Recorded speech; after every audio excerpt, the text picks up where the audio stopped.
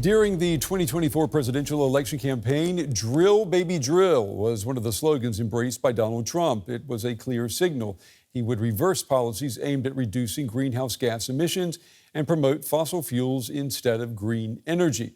Well, since he returned to the White House, Trump has frozen climate spending, removed the U.S. from the Paris Climate Accords for a second time, and now his administration is moving to limit the government's ability to act against climate change.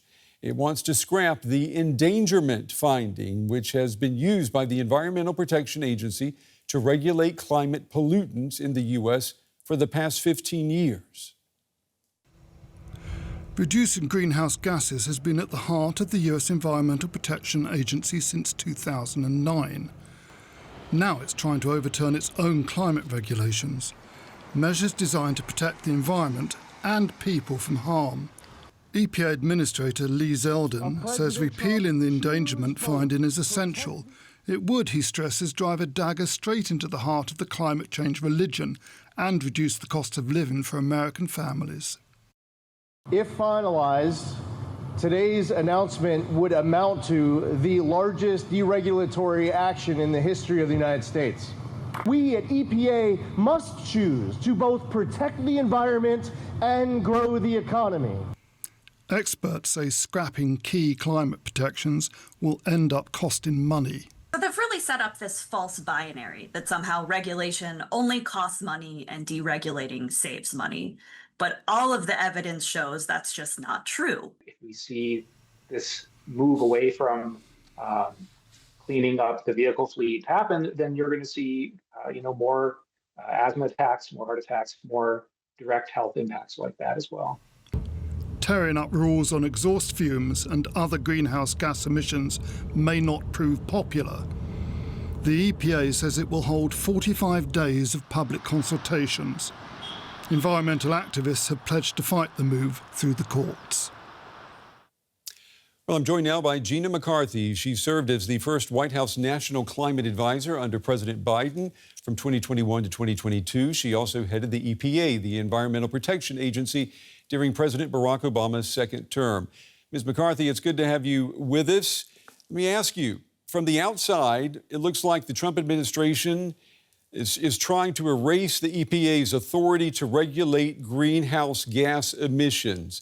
Is this climate change denial dressed up as legal reform? Well, first of all, thank you for having me. And I think you're absolutely correct in your assumption that this is all about this administration looking to advance its efforts to deny climate change and to stop regulating the emissions that are so desperately needed to be reduced in order to address the climate change problem that certainly most of us recognize is real and urgent and a necessity to move forward with. The Trump administration, as I'm sure you're aware, says that the EPA has overstepped its authority. Has it? Well, first of all, we're talking about the endangerment finding, and that's basically a prerequisite to regulation under our Clean Air Act. So it's necessary for us to look at the science in that document and for us to look at the application, what that means for regulating in sectors like the vehicle sector, the motor vehicle sector, and power plant regulations and oil and gas sector. And so we've looked at this, and the Supreme Court has looked at the issue of the endangerment finding for climate change 3 separate times. And each of those courts have said that it is the correct application of the law, and we know that it is a good scientific document that shows people the challenges that we're facing and how we need to move forward. This administration simply wants to deny that. They want to advance fossil fuels at all costs. Even EPA had no involvement, as far as we can tell, in establishing this proposed endangerment finding. It was done by other agencies. So it's very clear to me that above all else, this administration is looking to undermine our efforts to advance our opportunities to address climate change in the United States and beyond. And shame on them.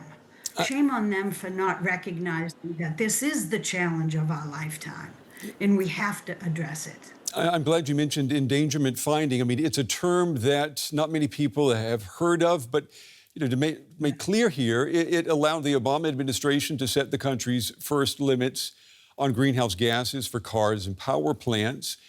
Do you view the actions of this current administration as a direct attack on what you did at the EPA during the Obama administration?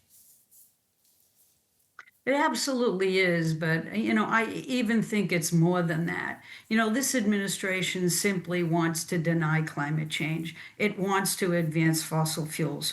For whatever reason, it is not intending to embrace the clean energy economy that's now available to us. So it's distressing for folks like me who worked on these issues, but most important, it puts at risk the health and well-being of our communities. It puts at risk our economies. It puts it at risk the U.S. being disengaged from its international allies who understand the threat of climate change and who are ready in doing something about it. So in many ways, it goes well beyond an embarrassing moment in time for us. It is actually a threat to the world if the United States continues to avoid its responsibility to address climate change wholeheartedly. The current head of the EPA, Lee Zeldin, has called climate change action, and I'm quoting here, a cult. You ran the EPA. I mean, what do you say to that? Unfortunately, we have an administration and an administrator who denies climate change. I can't change that as an individual, but we all can stand up and begin to push back on the nonsense of this administration at a time when we really need to be strong. EPA was given the authority to regulate emissions like greenhouse gases. And we never knew in the early years how dangerous it was going to be relative to climate change, but we all know that now. And it's terrible to think that we have an administrator of EPA that is ready to destroy the mission of the agency, which is all about protecting our health and our well-being, not to mention our economy. And so it's distressing to hear the Administrator Zeldin, saying things that honestly, when he was in Congress, he didn't make those claims. When he was in New York, he understood the challenge of climate change. But now it's all about what this president wants and everybody falling in line. And I think that's what you're seeing here. It's a dangerous moment for the United States. You have been quoted as saying that Republicans and Democrats for a very long time understood that they had a job to do and that they didn't toss the science aside. Did you feel that way during your tenure at the EPA under President Obama? I certainly did, and I felt the same under President Biden, who understood that we can grab a clean energy economy and what the benefit would have for both our health and our economy. And that's despite the polarized. Let me just ask you, and that's despite the hyper-polarized politics that we saw under President Biden. Yes, and I don't think it was hyperpolarized. I think it was, again, a challenge in terms of what the Republicans were actually doing in Congress and the gearing up that they were looking for to actually grab a new administration with President Trump. And so I do think, we have every opportunity to continue to push back. And I think it's really important that people everywhere understand that much, if not most of us in the United States understands now that clean energy is our future. Our business community continues to invest.